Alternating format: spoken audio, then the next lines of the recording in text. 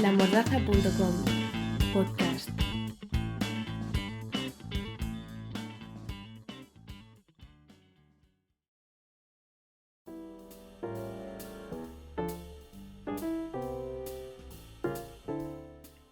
Muy buenas tardes a todos, yo soy Maribel Arenas y hoy inauguramos el programa de podcast de lamordaza.com.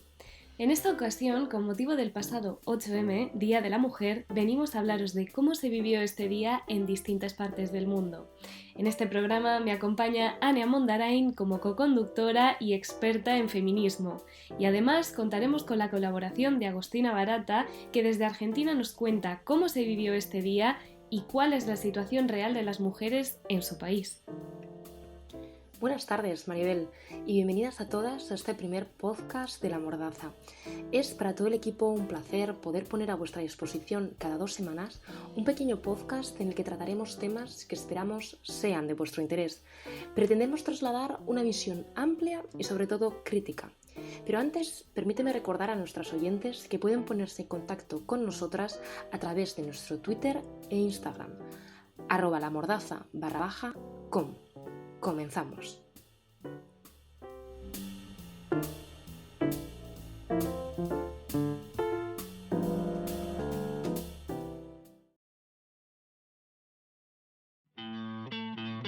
lamordaza.com Historia.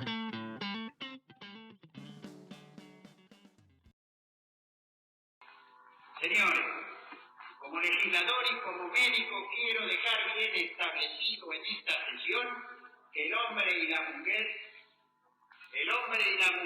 no son iguales.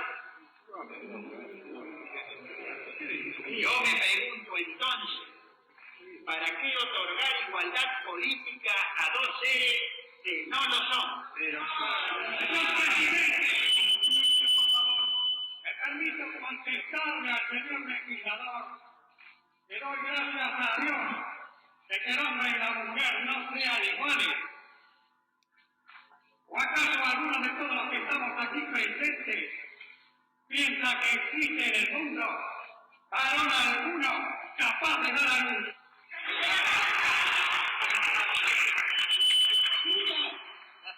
Pudo haber nacido siempre masculino. ¿Lo ha visto el señor legislador alguna vez un hombre embarazado?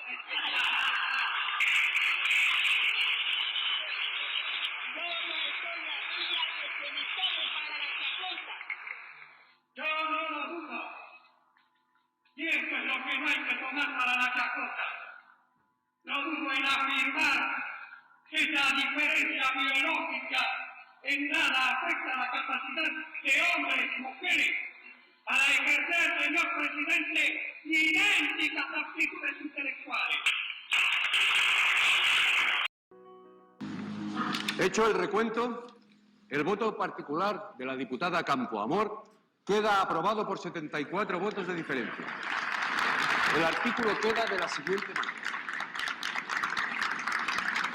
No podrá ser fundamento de privilegio jurídico el nacimiento, el sexo, la clase social, la riqueza, las ideas políticas y las creencias religiosas.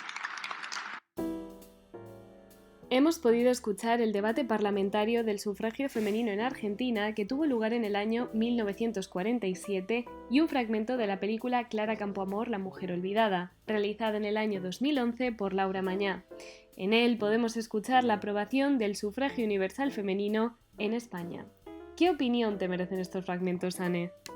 Bueno, pues por proximidad geográfica, en el caso de España, debemos recordar que el debate se produjo en un marco político y social completamente inestable y muy diferente al actual, aunque muchos deseen volver a convertirnos, de hecho, en ese ángel del hogar que pasa de ser propiedad del padre a ser propiedad del marido, tener hijos, limpiar la casa e ir a misa los domingos con un velo en la cabeza.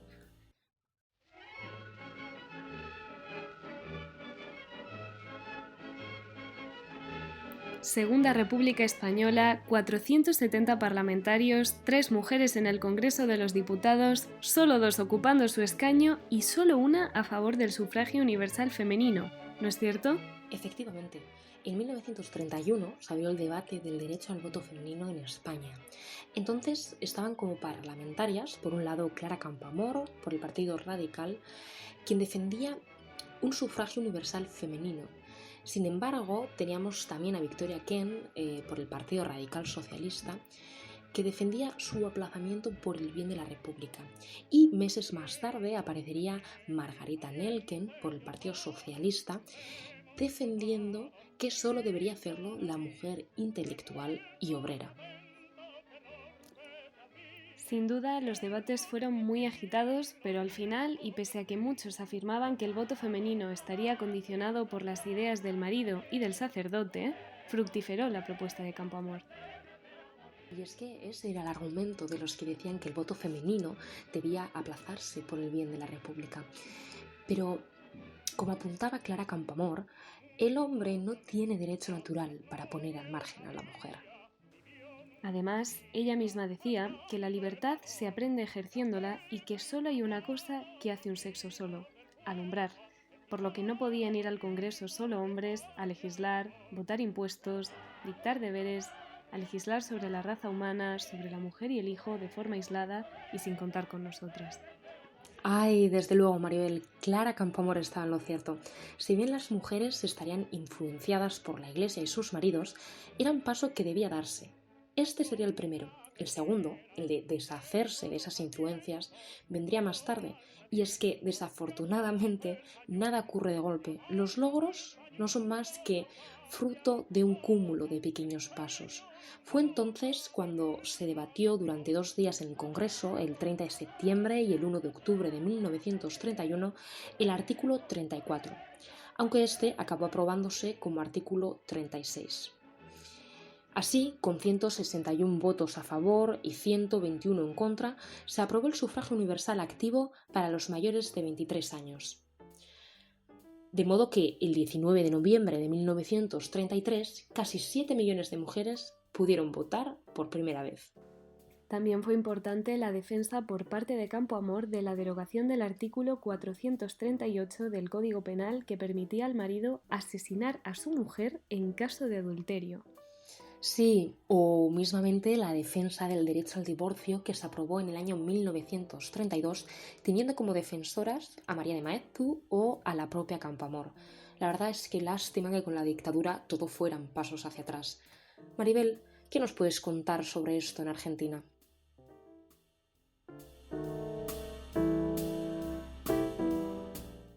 Mujeres de mi patria,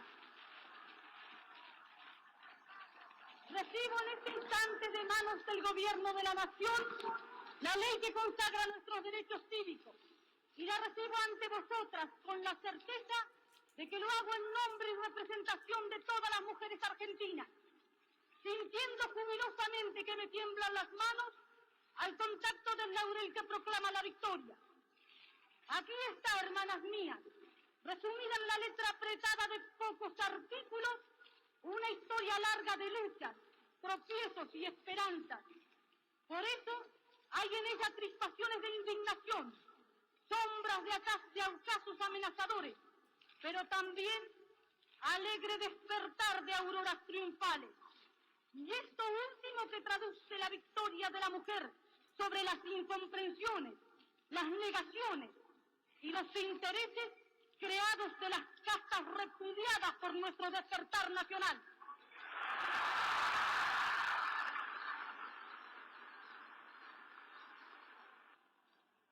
Y un líder que el destino moldeó para enfrentar victoriosamente los problemas de la época, el general Perón.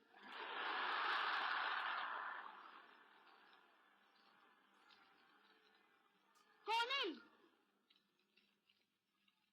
y con el voto contribuiremos a la perfección de la democracia argentina, mis queridas compañeras.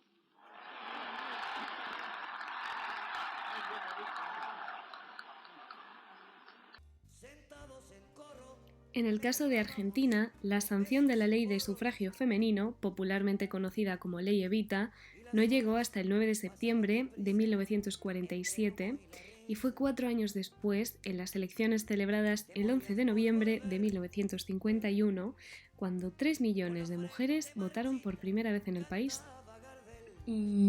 Pero la lucha comenzó a finales del 19, ¿no es cierto esto? Así es, en el año 1890 las primeras agrupaciones feministas argentinas, integradas por mujeres como Cecilia Grierson, Julieta Lanteri, Alicia Munro de Justo, entre otras muchas defensoras de los derechos de la mujer que lamentablemente me dejo hoy en el tintero, y que además estas que acabo de citar fueron las primeras médicas que hubo en el país, reivindicaron cuestiones como el derecho al voto femenino. Quise yo enamorarte. Bueno, Maribel, ¿qué te parece si, cual jornada de reflexión una semana después, explicamos a nuestras oyentes cuál es el origen del 8 de marzo? Sería estupendo porque siempre se nos ha dicho que el origen de esta fecha reside en las tejedoras neoyorquinas, pero según contaba la sección de historia del National Geographic, el pasado 6 de marzo, hay algunos episodios históricos que nos pueden servir como antecedentes, pero no está demasiado claro cuál tiene más peso de todos ellos.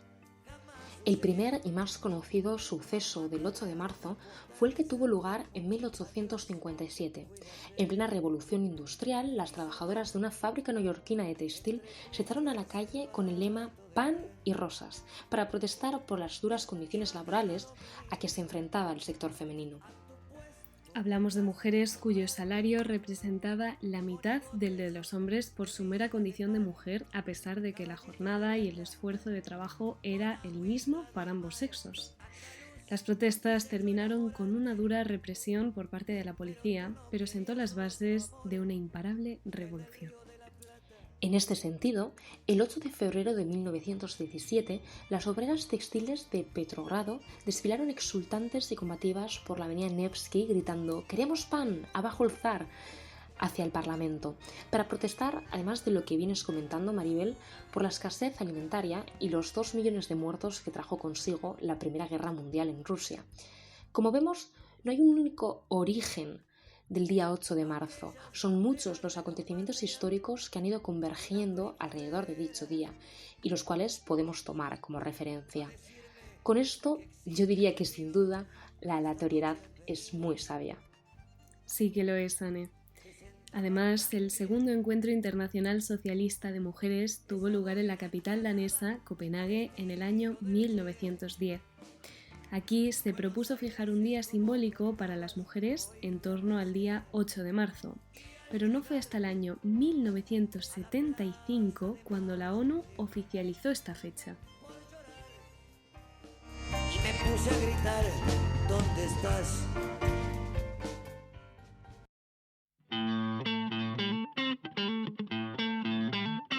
Lamordaza.com. Conceptos clave.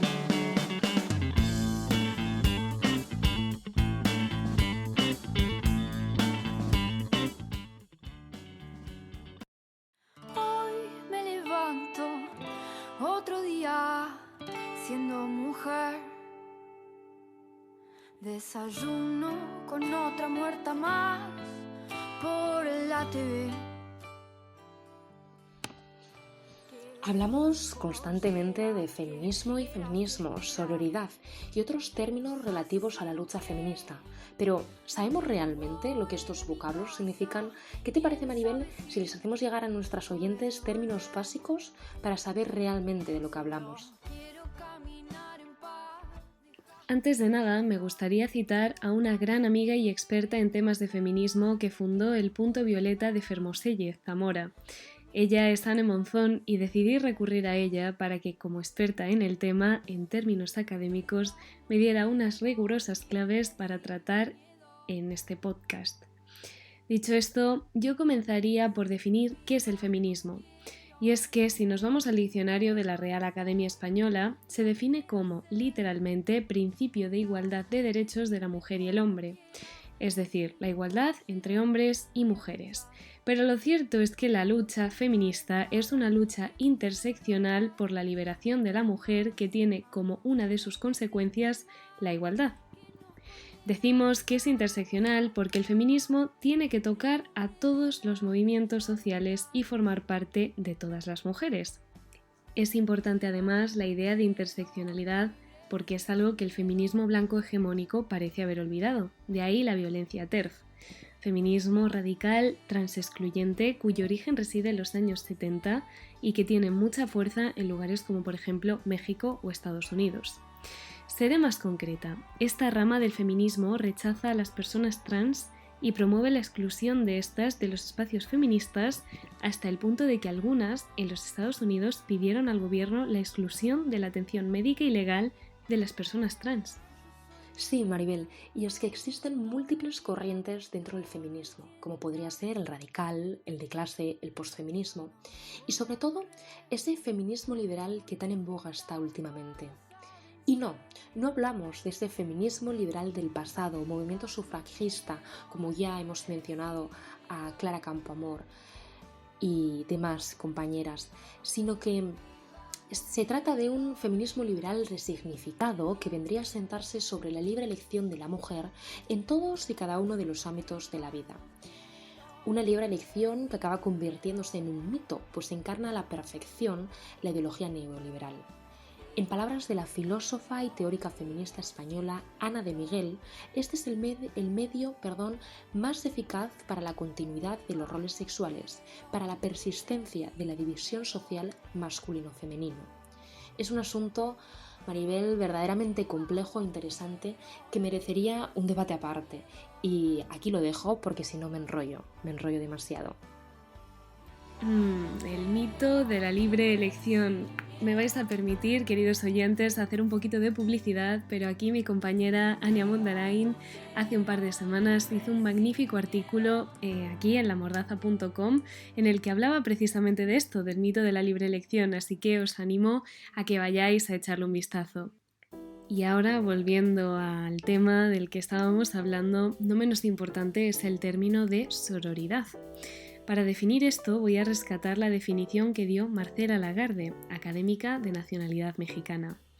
Ella decía que es una forma cómplice de actuar entre mujeres, considerándolo como una propuesta política para lograr la sinergia entre mujeres, es decir, que las mujeres se unan, trabajen juntas y encabecen las protestas sociales juntas. Es decir, las mujeres hemos de unirnos en nuestra lucha y reivindicar todos los derechos juntas. Precisamente, Maribel, si hemos de unirnos es cenar hasta acabar con el patriarcado. Finalizamos esta ronda de definiciones, yo creo, con el concepto estrella. Lucrecia Baca, profesora de filosofía de la Universidad de Buenos Aires, define el patriarcado como un sistema político que institucionaliza la superioridad sexista de los varones sobre las mujeres, constituyendo así aquella estructura que opera como mecanismo de dominación ejercido sobre ellas, basándose en una fundamentación biologicista. Pese a los años que llevamos luchando para acabar con esta estructura político-social, aún nos queda, pero ¿sabéis qué? Estamos en el camino y sabemos nosotras que eso es mucho. No podría estar más de acuerdo contigo, Anne. Y antes de pasar al próximo bloque, me gustaría rescatar una de las obras más célebres de la historia del feminismo, El segundo sexo de Simone de Beauvoir, publicado en Francia en el año 1949. Para ello vamos a escuchar una entrevista para la televisión francesa que le hizo Jean-Louis Servan a la autora el 6 de abril de 1975. Je pense qu'elles peuvent en jouer un, si, elles en jouent un certainement, mais l'importance qui leur est accordée, l'importance que prennent ces différences, vient du contexte social dans lequel elles se situent. Je veux dire que, bien entendu, c'est très important qu'une femme puisse être enceinte, avoir des enfants, tandis que l'homme ne le peut pas. Ça fait une grande différence entre les deux. Mais ce n'est pas cette différence qui fonde la différence de statut et l'état d'exploitation et d'oppression auquel est soumise la femme. C'est en quelque sorte un prétexte au cours duquel se construit la condition féminine. Mais ce n'est pas cela qui détermine cette condition. Aquí, Simone de Beauvoir responde a la pregunta de si considera que las diferencias biológicas juegan o no un papel determinado en el comportamiento posterior del individuo. Sostiene que sí que lo hace, pero no más que en términos evidentes, como el innegable hecho de que son las mujeres las que pueden quedarse embarazadas y tener hijos. De Beauvoir explica que la importancia que se le da deriva del contexto social en que la mujer se sitúa y remarca que la explotación, opresión y las diferencias de estatus no responde a la diferencia que acaba de decir Anne, una cuestión puramente biológica, sino que esto simplemente se constituye como un pretexto a partir del cual se construye la condición femenina, pero no la determina. Por eso la autora de El segundo sexo decía que mujer no se nace, sino que se hace. Una mujer como tal, al fin y al cabo, se construye.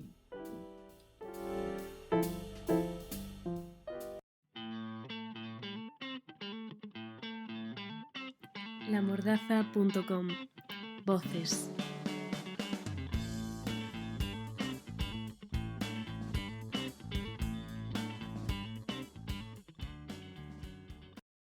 Como ustedes pueden imaginar, ni una mujer nace feminista.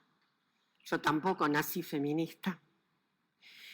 Y les voy a decir cómo me convertí en feminista. Yo vivía en Brasil, estaba exiliada por la dictadura militar hacia 1979 y había ocurrido un hecho trágico. Una maravillosa mujer de Minas Gerais, el lugar donde yo vivía, había sido ultimada a tiros en la playa de Búzios por su compañero, que alegó infidelidad. Un día yo estaba asistiendo a un programa de televisión y me encuentro con que una periodista le hacía una entrevista al abogado defensor del homicida. El abogado defensor era una figura prominente del derecho penal brasileño. Entonces, la periodista le preguntó cómo iba a encarar la defensa del homicida. Y nuestro abogado, muy suelto de cuerpo, dijo que era muy sencillo, por supuesto no lo digo en portugués, muy sencillo, legítima defensa del honor. Por eso la había matado. Como ustedes pueden imaginar, eso me conmocionó. Yo, que era una justiciera en todos los sentidos, que abogaba por la equidad de todas las gentes, me di cuenta de que me faltaba un capítulo esencial a mí misma y por lo tanto me obligué a estudiar, a repensar qué había pasado con las mujeres. ¿Qué había pasado con las mujeres en la historia? Y ahí entonces me deparé con el sistema patriarcal, que es un sistema de exclusiones, pero no solo de las mujeres, no solo de las mujeres. El sistema patriarcal también excluye a las otredades que no tienen la misma cartilla masculina.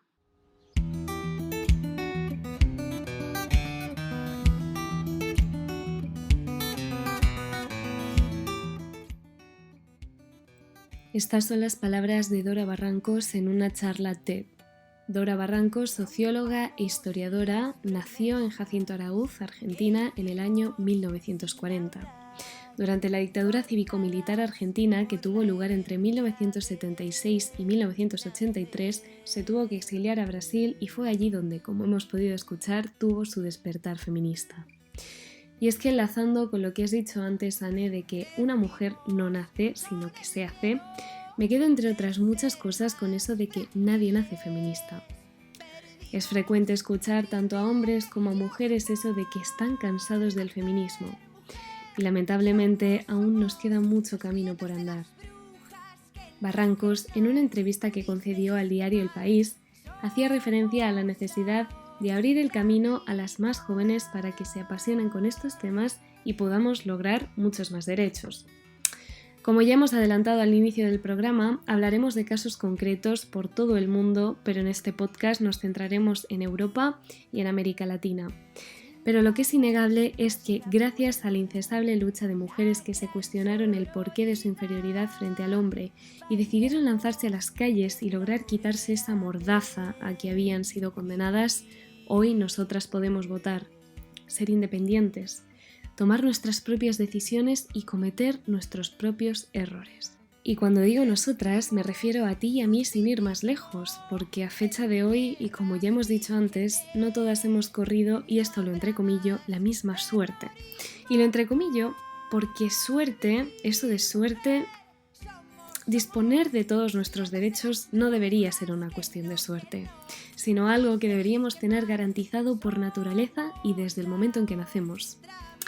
Y dicho esto, me gustaría, Anne, que nos hablaras un poquito de la entrevista que realizaste hace un par de semanas a Pamela Palenciano. Por supuesto, siempre es un placer hablar sobre Pamela Palenciano. Monologuista y activista feminista española, Pamela Palenciano es reconocida internacionalmente por su monólogo teatral No solo duelen los golpes. Se trata de un relato autobiográfico sobre la violencia de género contado a través del humor y la ironía. Aunque en la actualidad Pamela reside en Madrid, vivió una larga temporada en Centroamérica, más concretamente El Salvador, donde se formó como actriz. Escuchemos qué nos cuenta al respecto.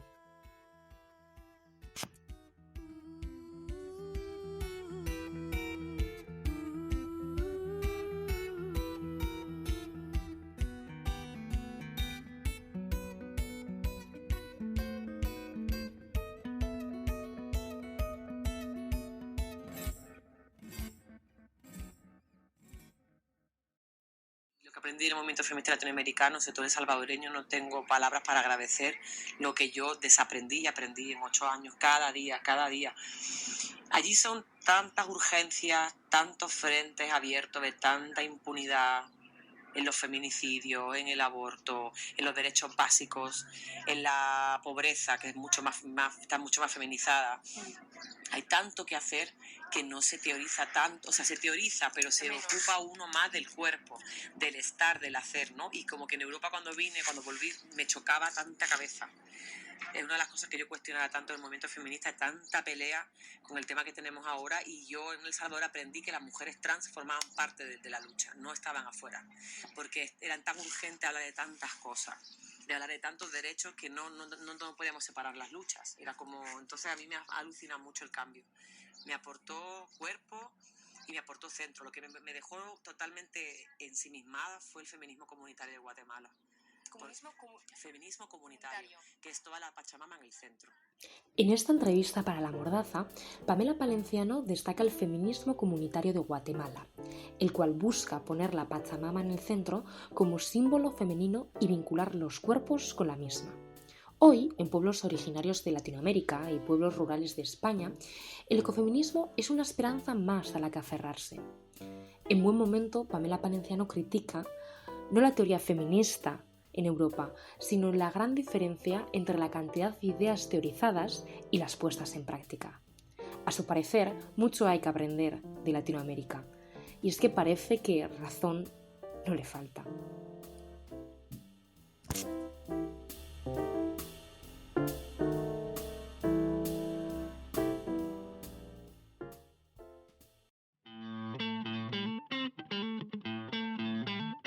lamordaza.com.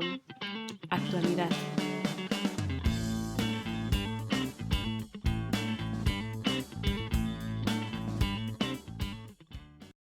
El pasado domingo vivimos Maribel y yo el 8M en Madrid, que no es nuestra ciudad, pero sí donde vivimos en la actualidad. La Comisión 8M Madrid, al igual que en otras comunidades autónomas del país, decidió no convocar huelga para este año. Por ello, apostaron por una revuelta feminista que comenzó hace más de un mes con una cadena humana que paralizó el centro de la capital.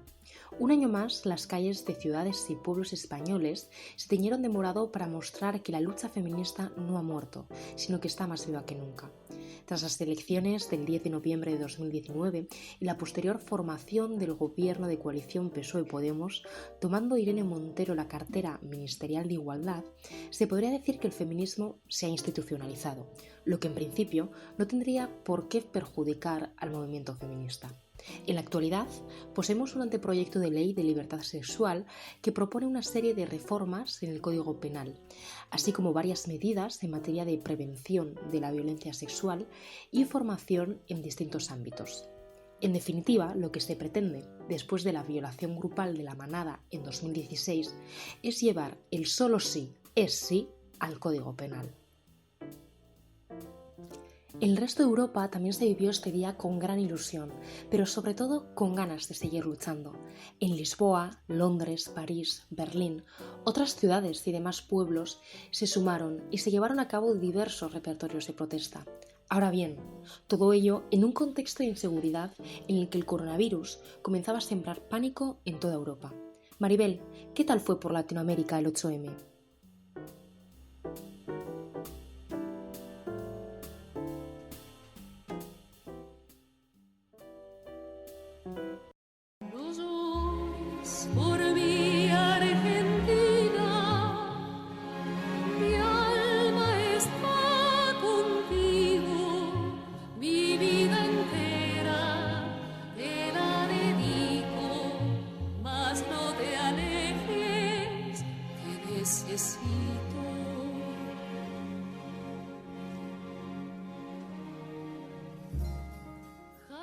Es el turno de Argentina y me vais a perdonar por ponerme un poco sentimental y nostálgica. Pero lo cierto es que, como ya sabes, Anne, Argentina ha sido mi hogar durante más de 5 meses y sin duda un pedacito de mí se ha quedado entre la serranía del Hornocal y sus más de 33 colores, situada a pocos kilómetros de la localidad de Humahuaca, en el norte de Argentina, y el fin del mundo, esto es Tierra de Fuego, en Ushuaia. Siempre lo he dicho y siempre lo diré. Argentina es un país tan grande y rico como lo es su gente. Y antes de proseguir con el podcast, me voy a tomar la libertad de mandarle un beso gigante a todos mis amigos y a todas mis amigas del Río de la Plata, es decir, a la gente de Argentina y de Uruguay que hoy nos están escuchando.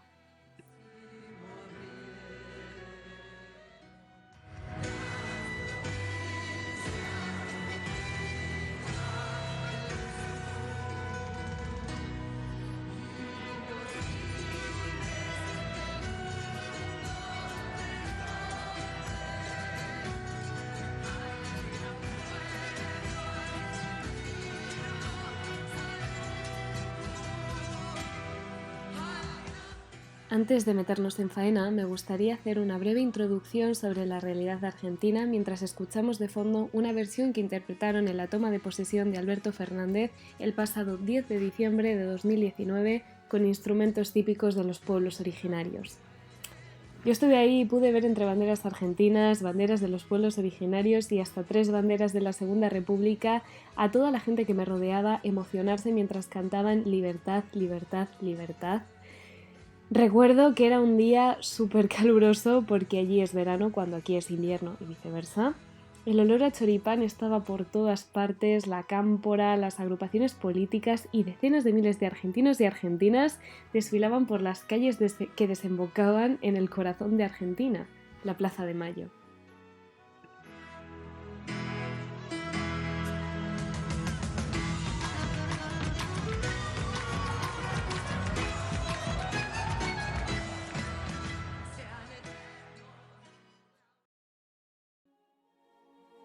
Según el informe sobre desarrollo humano del pasado año 2019, el índice de desarrollo humano de Argentina en 2018 era de 0,830, pero al ajustar el valor por la desigualdad del país, este número cae a 0,714, es decir, cae un 14%.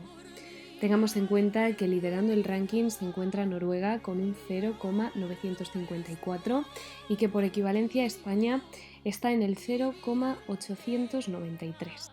Por otro lado, creo importante destacar el hecho de que en Argentina la tasa de fecundidad adolescente es de 62,8 cada 1000 mujeres entre 15 y 19 años.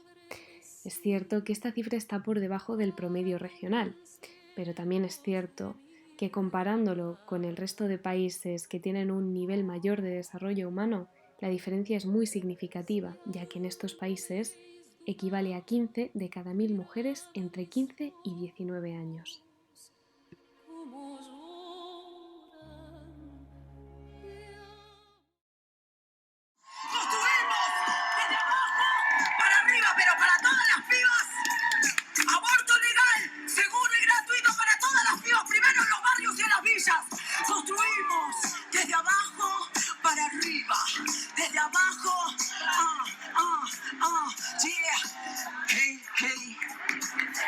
Yo, hey, hey, hey. Que sea ley.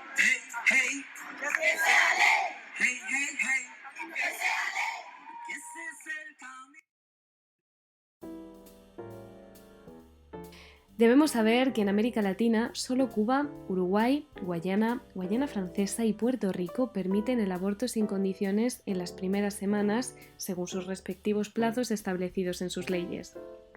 En cambio, Honduras, Nicaragua, Haití y El Salvador lo prohíben sin excepciones. Paraguay, Venezuela, República Dominicana, Belice y Costa Rica solo lo permiten en caso de que la vida o salud de la madre estén en riesgo. En el caso de Ecuador, solo se contempla en caso de que el embarazo sea consecuencia de la violación a una mujer con algún tipo de discapacidad mental. Colombia lo permite en caso de incesto y en México dependerá de cada estado, siendo solo en Ciudad de México donde está permitido el aborto libre y sin condiciones durante las primeras 12 semanas de gestación.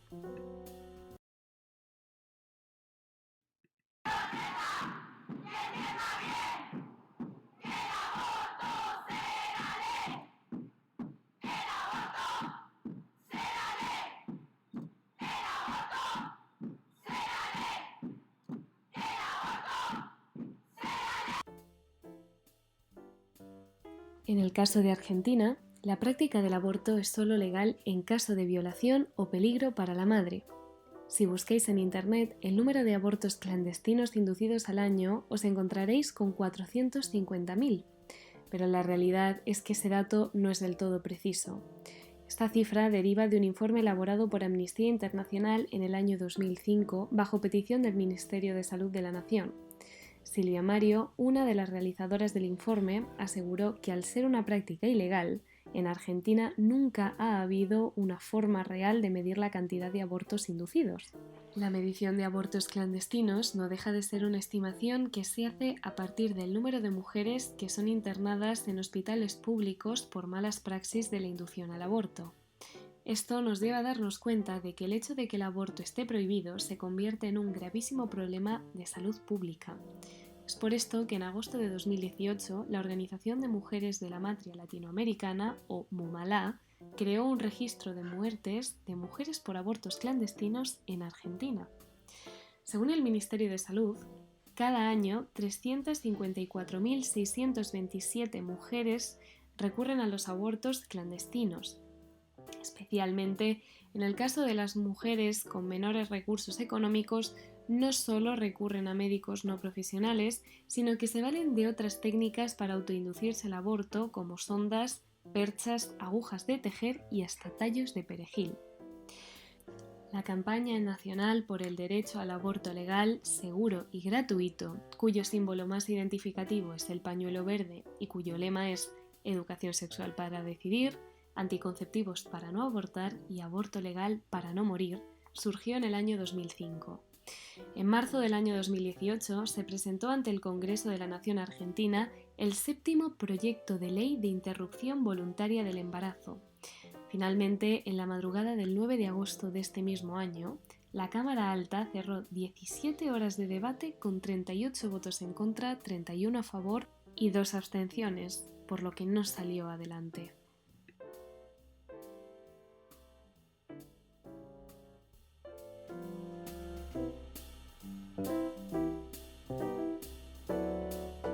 Llegados a este punto, me gustaría que escuchéis a Agostina Barata, hablándonos desde la ciudad de La Plata, Argentina, para contarnos cuál es la situación de la mujer allí y cómo se vivieron en su país el 8 y 9 de marzo.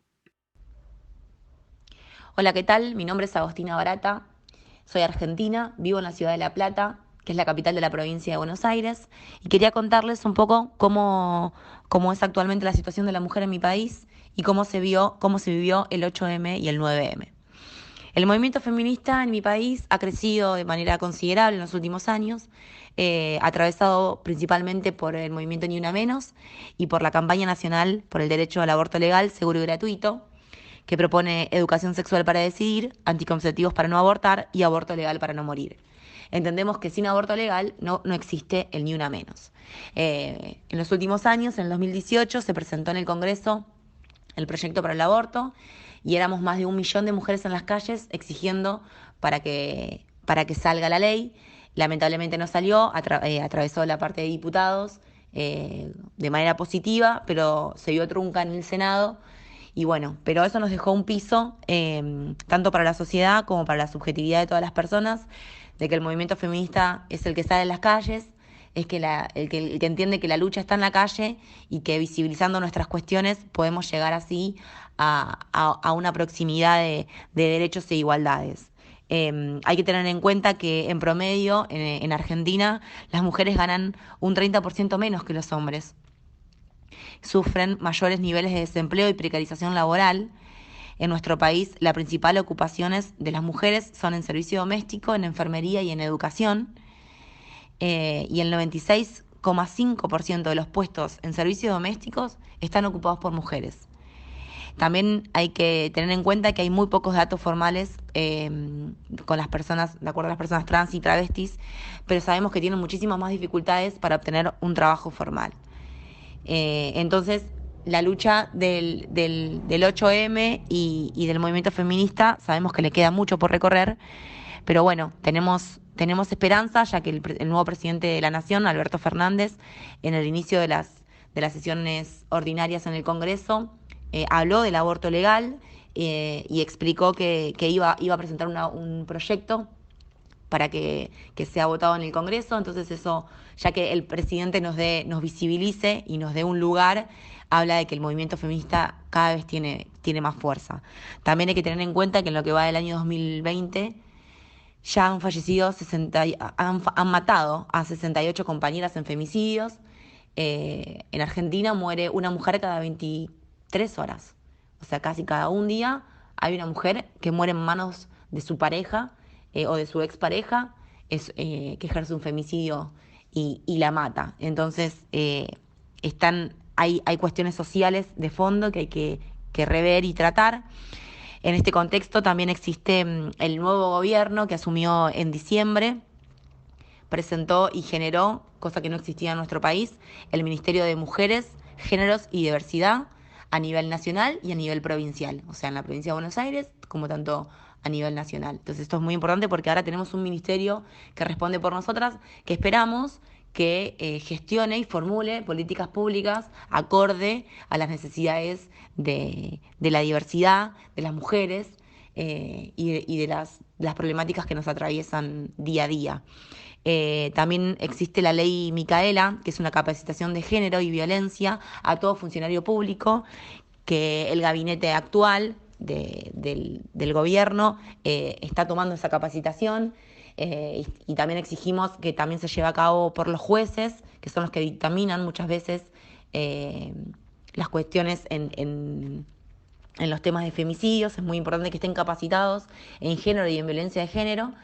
Entonces estamos como en un proceso, entendemos que esto es un proceso, que es un movimiento amplio, y tenemos expectativas de que el nuevo gobierno nacional y popular entienda cuál es la problemática de la mujer, que no podemos seguir perdiendo vidas de compañeras en manos de femicidas, y que tampoco podemos seguir perdiendo compañeras en manos de aborto clandestino.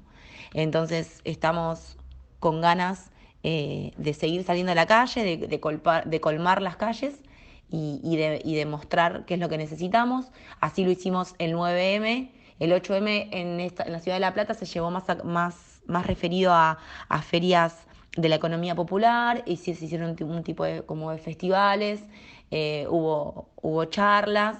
Entonces fue como sirvió como más tener un panorama de lo que está atravesando el movimiento feminista. Y el 9M se refirió más que nada a lo que es la marcha en sí concreta, multitudinaria y reclamando por nuestros derechos, tanto en las capitales de todas las provincias de nuestro país como acá en la ciudad de La Plata, que salió de la Plaza San Martín, que es una plaza muy vinculada a los derechos humanos con respecto a las madres y abuelas de Plaza de Mayo, hasta la Plaza Moreno, que es la plaza principal de mi ciudad, y en la ciudad de Buenos Aires, en Capital Federal, también fue una marcha multitudinaria exigiendo y visibilizando estas cuestiones, y también se hicieron acá en la plaza principal de la ciudad de La Plata, se pintó un banco rojo en memoria de todas las compañeras que han perdido la vida en manos de los femicidas.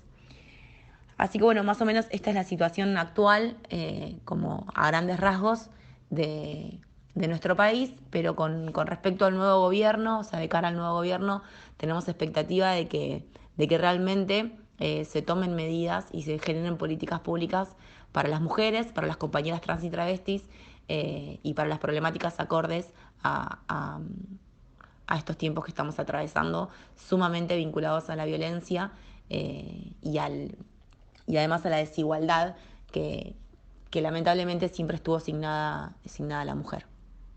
Bueno, muchas gracias por haber escuchado y espero que esto le sirva a otras compañeras de otros países, a otras feministas de otros países para levantar esta bandera y llevarla adelante. Creo que también el movimiento feminista mundial se nutre de esto, ¿no? Como de ver lo que pasa en otros países como para ver y captar qué está pasando acá. Siempre, por ejemplo, con respecto al derecho por el aborto legal, a nosotras nos suma otros países como para vincularnos y ver, bueno, acá se implementó, acá pasa esto, acá mueren menos mujeres.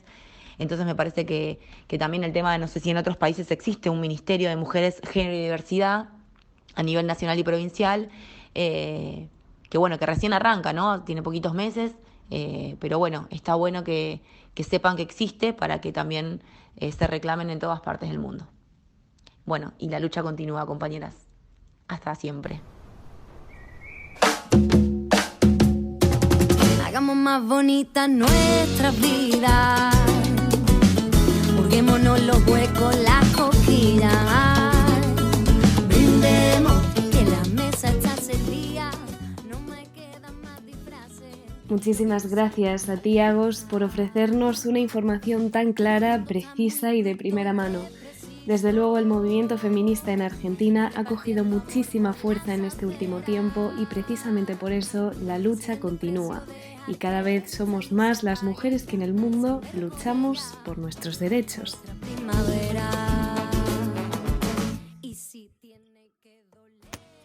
Bueno, Maribel, y con esto ya va siendo hora de que nos despidamos de nuestras oyentes, ¿no crees? Tienes toda la razón, Ane, pero esto no es un adiós, sino un hasta pronto, y concretamente hasta el próximo domingo, día 29 de marzo. Vaya que sí, volveremos en 2 semanas, con muchos temas que seguro serán de vuestro interés. Hasta luego, nos vemos pronto. Vaya, nos escuchamos.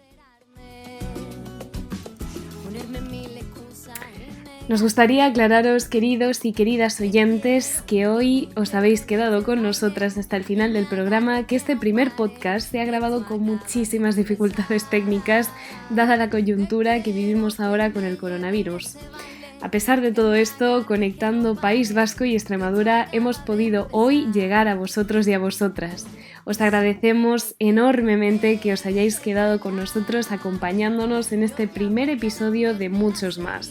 Y os animamos a que nos dejéis vuestro feedback y recomendaciones de posibles temas que os gustaría conocer más en profundidad a través de nuestra web lamordaza.com o bien vía Twitter o Instagram @lamordaza_com. También agradecemos a nuestros jefes Ander, Luis Miguel e Íñigo por darnos la oportunidad de poner en marcha toda esta locura de programa de podcast y por darnos para adelante con todo lo que proponemos. Y ahora ya sí, muchísimas gracias y nos vemos a la próxima, o como dice mi compañera Anne, vaya, nos escuchamos. Pasa la tarde a tu vera. Pasa la tarde a tu vera.